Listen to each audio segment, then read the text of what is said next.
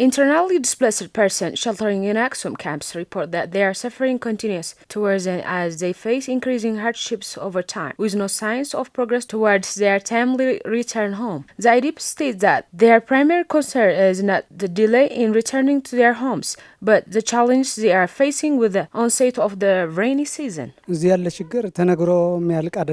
Describing the challenge here is difficult. We face numerous hardships. We're living in extremely difficult conditions. There is a severe lack of basic necessities like water, food, and even mattress to sleep on. The environment is infested with bugs, and to add to our struggles, we endure starvation and the hardship of rain. We continue to live despite all these challenges.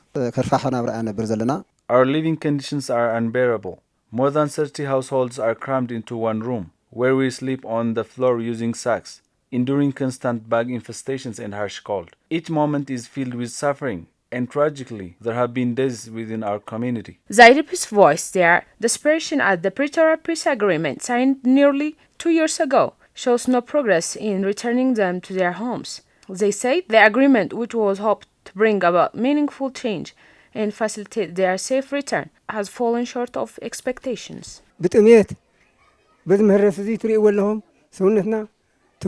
Starvation and sleeping on the bare floor have left our bodies numb. The bugs have drained us of our strength, as evident from our weakened state. Our sole beacon of hope lies in the promise of returning to our homes as outlined in the peace agreement. We need to return to our homes and rebuild our lives.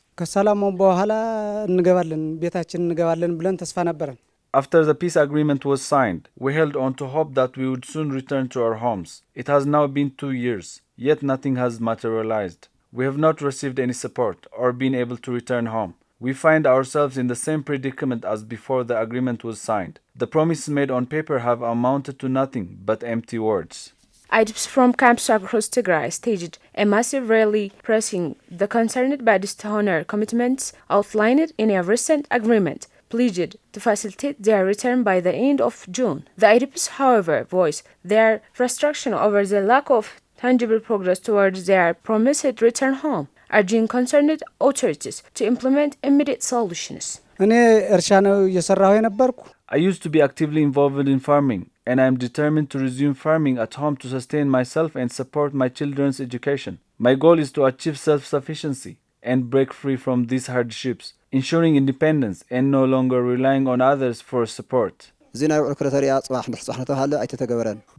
promises made, the Pretoria Agreement has been largely unimplemented. We need to return to our homes in accordance to the peace agreement. We seek to rebuild our lives and live in peace once more. As the rain season descends, the IDPs are grappling with worsened hardships while their long-awaited repatriation remains stagnating, defining promises outlined in agreements. Concerned bodies are urgently called upon to fulfill expectations before the conditions worsen for the IDPs.